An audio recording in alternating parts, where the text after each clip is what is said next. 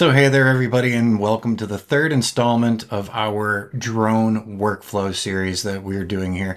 This is just a smaller series and it's kind of a sliver of the larger series that we have on our classes.azdrone.net. But I've had a lot of questions over the past couple of months about our workflow, so I said, we've got that online class and we're adding to it now thanks to this series.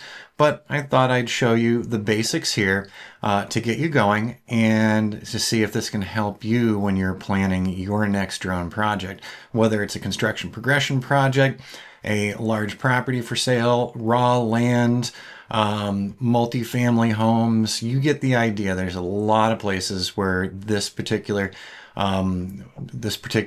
construction progression workflow work. So once again, it doesn't have to be construction progression, but that's the label of this at the top. All right, we're going to try to get several items in here because I don't want to drag the series out too long. So in the last two videos, we talked about the client contact and then actually getting to planning with the clients, finding out what they want, finding out what their deliverables they would like to have. Now we're going to talk in the next part here today about the flight execution and then data post-processing as well. So the next steps, as you can see on this right here, is the flight execution. So, and also the data capture, because it might not just be drone work, it might be terrestrial work as well. And in the case of this project, it was both.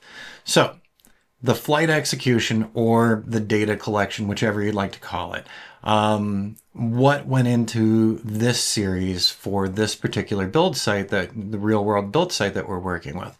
Well, we used a Mavic 3 Enterprise. We used a DJI Avata. We used the Osmo Mobile 6 with an iPhone. We used a GoPro. We used a Canon 7D for some of the terrestrial work. So we had multiple components going into our execution. So in the case of this, it's not flight execution, it's just the full execution. And all of these different components, all these different pieces of hardware allowed us to do different things in the flight execution. So it was beyond just me flying around with a Mavic 3 and doing construction items. So we did interiors, we did exteriors, we did ground-based, we did aerial, we made some maps, we made some models, we made some 360s. And so all of these things were captured with the tools that I just told you about. Once we got everything captured and we got out of the windy days and we actually got to work on this more, because we did 3 different visits down to the property to get everything just right. Our second visit, we had a windstorm, so we couldn't do all of our flights. But on that third visit, we captured everything. And once again, let's go over the list. Mavic 3 Enterprise, a DJI Avata, an Osmo Mobile 6 with an iPhone, a GoPro, a 7D, and I feel like I'm forgetting something, and maybe it'll pop up after. So these are all the tools, and this would be our third column on the workflow process, all right? Okay. After we got all this done, we got back to the office and we had a lot to offload. So we had the data post-processing and we had a lot of things to edit in order to get ourselves to that final presentation for our clients' deliverables. So when we got back into the office, I offloaded everything and I am just going to pull up, here we go. This is a tool called Kino, which I use to manage a lot of our projects and a lot of our video builds. So we've used it for our other clients like the Solstice project, like the Clark Wayland project and several others that are just slipping out of here. But you get the idea that we do a lot of the management with this. So after we offload the video and the still images, now we need to start lining things up for the deliverables like video, like maps, like 360s, like still images. All of those things are going to be going into our final deliverable pack. Over on the left-hand side, I've got a DJI 2025 and then some additional info here. But these are, let's go back up to this one here real quick.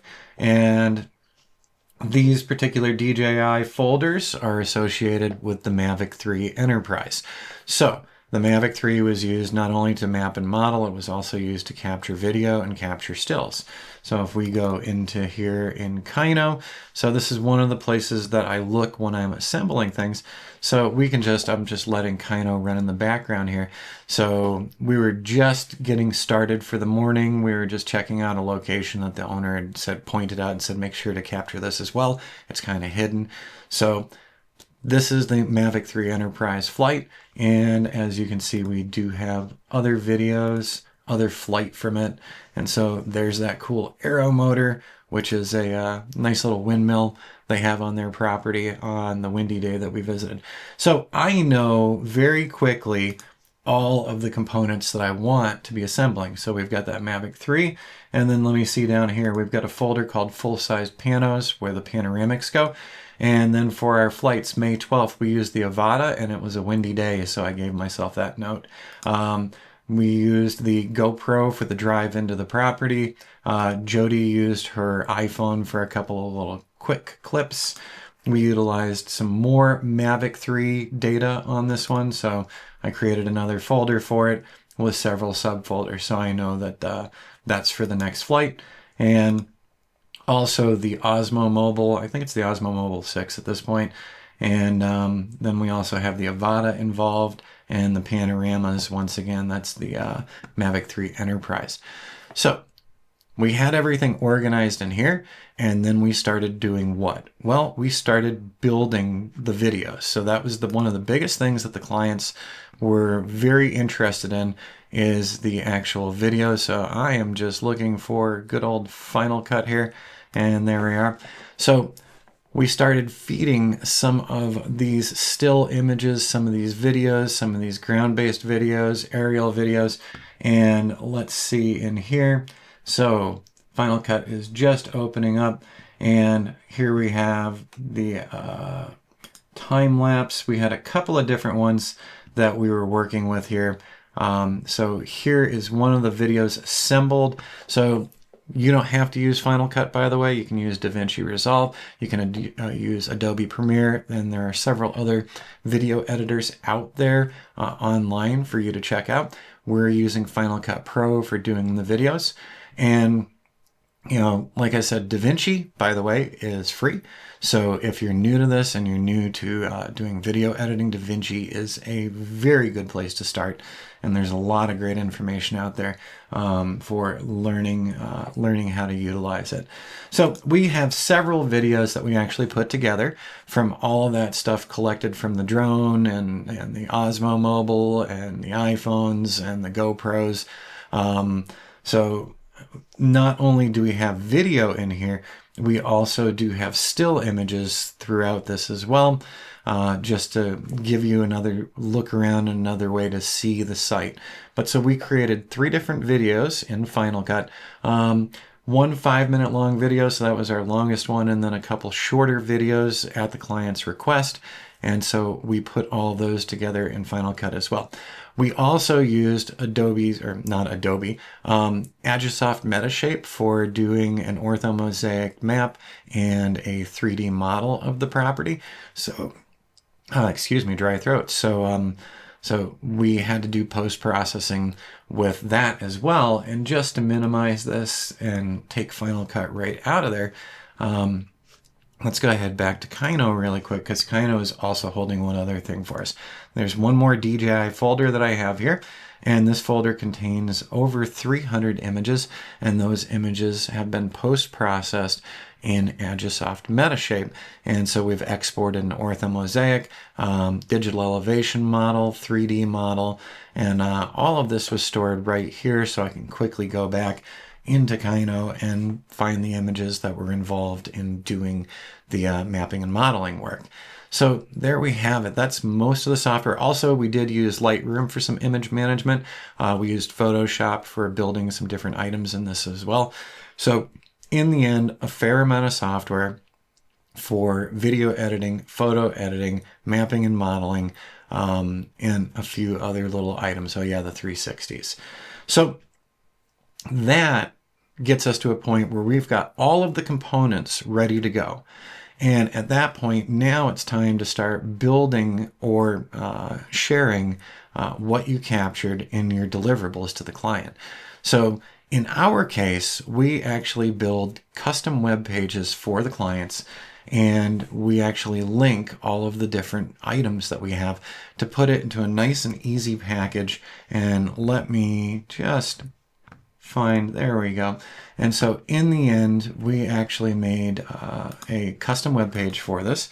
And so let's go to, there we go. And all right, so we're pulling up this demo page for you. So in the end, everything was actually collected up and pulled into this custom web page for the clients to see my build page. And so right off the top, we've got a still image up here, and I believe that was from the Canon 7D. We've got a lot of still images in here for the basic home info. Once again, that was mostly shot with the Canon 7D. And same with the next section, still images. Let's scroll on down, and then we do have our 3 videos for the clients. So we have the 5-minute video and 2 shorter videos, so just a minute 24, and then finally this one's a minute 56. And these were also created at the client's request. After we showed them the initial work that we'd done in Final Cut, they said, let's break these things up just a little bit. Next, we have the 360 tour, and that 360 tour was generated from the Mavic 3 Enterprise, so that's where it came in. By the way, a lot of the video throughout the series also came from the DJI Avata. So sometimes that FPV view is kind of cool, and the clients kind of find it interesting. So we assembled all of these items that we built in the, let's see here. Let's go back to, so in our data post-processing, all of what we post-processed and created ended up going over into our data presentation, and we stepped through each of the pieces that we were sharing with the clients so that they would have a full view and not have to go searching around things like Dropbox or Google Drive. Instead, we made it really easy for them by giving them a place to just punch in the web address, and you can see all of the components that you have. And this is, by the way, so this is Solstice Project, also used for some of our other projects that we have clients for. And so we lay these out all different based on clients and their responses and what they want to see and how they want it presented. So our See My Build is a big part of this as well. And on classes.azdrone.net, we also do have a course on doing custom deliverables with your own website. So go ahead and check that out as well. It might be of interest to how you start delivering to your clients. All right, everybody, I just said a lot in a short amount of time, but I wanted to kind of consolidate all this because I am actually working on updates to the workflow class over on Teachable. So if you go to classes.azdrone.net, you will actually find the drone job workflow.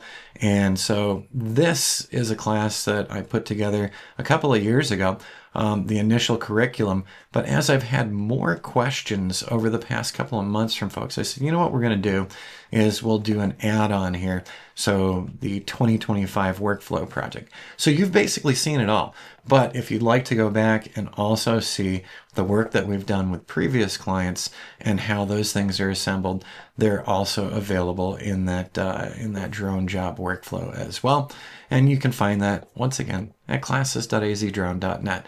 Please feel free to leave your comments and questions below, and we'll try to get them answered in a timely fashion. And now, wrapping this one up, I'm going to go back to continue doing work on this drone job workflow and add some more detail that we didn't have in this series yet. I hope this has been helpful enough, though. All right, everybody, we'll see you again in the near future, and I hope you have an awesome week.